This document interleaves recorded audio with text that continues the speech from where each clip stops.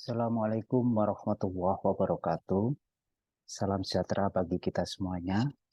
Perkenalkan, nama saya Joko Prasetyo sebagai Ketua Pengusul. Saya dosen di Institut Ilmu Kesehatan Strada Indonesia, Kediri. Dan saya berada di salah satu fakultas keperawatan program Pasca Sarjana di IIK Strada Indonesia. Saya akan memperkenalkan tim saya. Yang pertama, anggota pengusul 1, Ibu Dr. Yeni Puspitasari, Sarjana Keperawatan, Nurse Magister Kesehatan. Beliau juga dosen di Institut Ilmu Kesehatan Strada Indonesia. Yang kedua, anggota saya adalah Ibu Dr. Masruro, Sarjana Keperawatan, Nurse Magister Kesehatan. Beliau juga dari Fakultas Ilmu Kesehatan dan Keperawatan, berada di Universitas Pondok Pesantren Tinggi Darul Ulum Jombang. Bapak Ibu yang kami hormati, kali ini kami akan mengemukakan rencana usulan kami, yaitu pengembangan metode Continuous Automatic Bladder Irrigation, atau saya singkat CABI, berbasis Internet of Things IoT pada penanganan transuretal resection of the prostate atau TUR. Seperti yang kita ketahui bersama bahwa data dari WHO diperkirakan 70 juta kasus degeneratif yang salah satunya adalah BPH yang kita kenal dengan benign prostate hypertrophy. Ini di Indonesia itu jumlah kasusnya cukup tinggi, 1.276.106 kasus yang merupakan kanker prostat. Dan menurut Kemenkes, prevalensi kanker prostat di Indonesia tahun 2020 adalah sebesar 0,2 yang diperkirakan akan sebanyak 25.012 peserta. Perlu diketahui bahwa prostat ini adalah penyakit degeneratif yang bisa menyerang dari usia di atas 50 tahun. Rata-rata di atas 50 tahun, dan itu kejadiannya adalah 70%. Kalau sampai usia di atas 80 tahun, maka itu kejadiannya adalah 90%.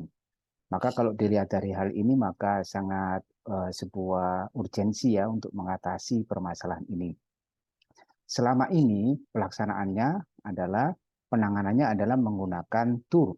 TUR itu adalah transuretal resection of the prostate, yaitu suatu tindakan invasif endoskopi pengurangan massa prostat atau prostatektomi, yaitu pengerokan prostat melalui saluran kemih, dan itu akan dievakuasi melalui bladder. Dan ini merupakan tindakan medis. Kami dalam hal ini pengusul adalah berlatar belakang keperawatan. Maka kita juga melaksanakan keperawatan medikal bedah dalam menangani TURP ini. Bapak Ibu, sindroma TURP ini banyak terjadi, yaitu penyebab terjadinya komplikasi infeksi akibat dari pengaliran atau pengurangan massa dari prostat yang tidak bersih. Oleh karena itu, bahkan insiden terjadi angka mortalitas ya sebesar 0,99%.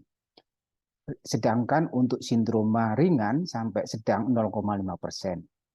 Nah, ini semuanya Bapak Ibu sekalian bisa kita lihat pelaksanaannya itu ada dua cara, dengan cara manual bladder irrigation dan continuous bladder irrigation. Nah, merupakan tindakan keperawatan adalah melakukan continuous bladder irrigation. Kalau menggunakan metode manual bladder itu sering kali terjadi karena seringnya perubahan pergantian alat, kemudian perubahan tenaga keperawatan, dan ini merupakan port entry mikroorganisme. Sehingga kalau bisa dimungkinkan kita menggunakan yang continuous bladder irrigation untuk menanggulanginya. Nah, ini dirasakan lebih baik karena bisa mengurangi terjadinya infeksi dan mengurangi masa rawat dan memberikan kenyamanan kepada pasien. Secara teoritis seperti itu. Nah, urgensi ini kami melihat ya, karena di dalam pola pendidikan kami mengajarkan bagaimana itu melakukan keperawatan yang terbaik. Dan kita mengembangkan beberapa hasil riset dan inovasi dengan hilirisasi program yang itu menguatkan dari penemuan-penemuan dari mahasiswa dan juga dari para dosen. Dan ini kita akan bisa meningkatkan bagaimana kemandirian kesehatan, kemudian meningkatkan nilai efektivitas klinis dan nilai ekonomis apabila alat-alat yang akan kita kembangkan, yaitu metode continuous bladder automatic irrigation ini bisa kita hasilkan dengan baik dan kita bisa pasarkan itu, maka ini akan bernilai ekonomis. Kemudian inovasi yang kami usulkan adalah pembuatan alat dengan metode continuous bladder irrigation atau kita singkat CABI berbasis Internet of Things (IoT) sebagai salah satu tindakan keperawatan dalam menanggulangi transuretal resection of the prostate, yaitu kita akan membandingkan ini. Jadi metode yang sudah lama kita gunakan adalah dengan metode manual, jadi sebagai salah satu tindakan untuk mengurangi dan membersihkan dari massa-massa prostat yang sudah diresection untuk dievakuasi ke bladder, dan bladder itu akan dialirkan keluar menjadi dalam sistem urinaria. Nah, ini inovasi yang kami tawarkan adalah satu, kita sudah ada bagaimana membuat sebuah teknologi tepat guna. Artinya bahan-bahan itu mudah didapatkan dan kita mengandung nilai yang ilmiah karena ini bisa kita pergunakan dan ini menjamin keamanan dan kenyamanan pasien.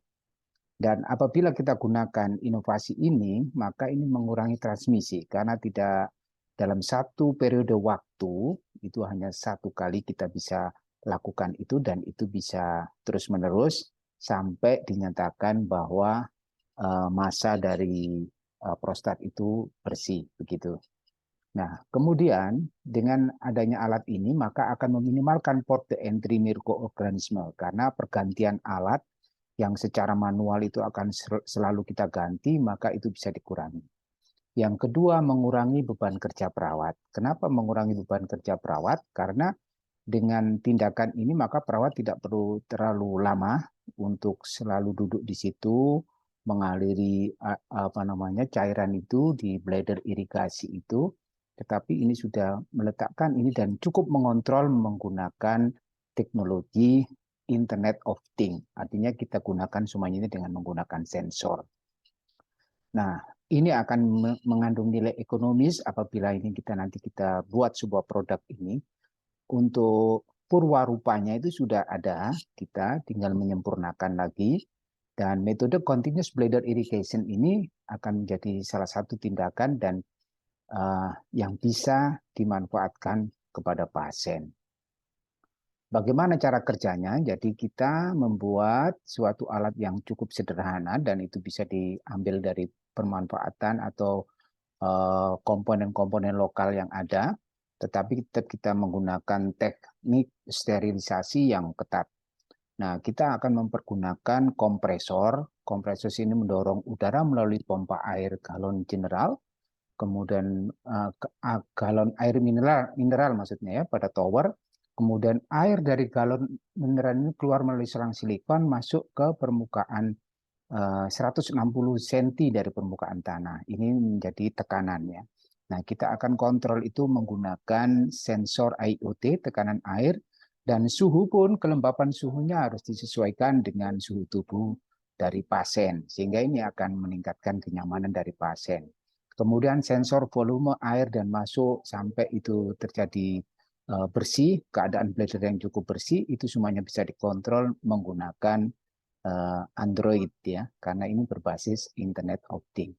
Ini yang akan kita, inovasi ini yang akan kita jalankan dan kita hasilkan. Dan sementara ini produk sudah ada purwarupanya. Kemudian bagaimana manfaat dan dampak? Jadi kita secara pendidikan manfaatnya adalah menghasilkan inovasi sebagai bentuk kontribusi hasil riset yang dapat dimanfaatkan masyarakat. Ini merupakan indikator kinerja utama dari perguruan tinggi. Kemudian penguatan pengembangan inovasi di kampus sebagai hilirisasi produk sebagai hasil riset.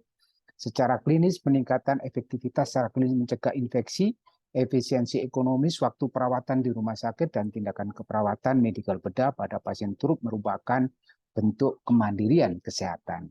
Dan ini sebetulnya menjawab keinginan mitra untuk mengembangkan produk inovasi alat kesehatan yang memenuhi kebutuhan stakeholder sesuai dengan kebutuhan pasar dengan memanfaatkan komponen-komponen lokal. Dan ini nanti kita bekerja sama dengan mitra untuk mengembangkan ini produk ini untuk benar-benar bisa dipasarkan dengan baik dan kita bisa mengembangkan inovasi-inovasi yang lain yang akan dibutuhkan oleh mitra. Dan kolaborasi dan kerjasama ini akan terus kita tingkatkan bersama dengan mitra.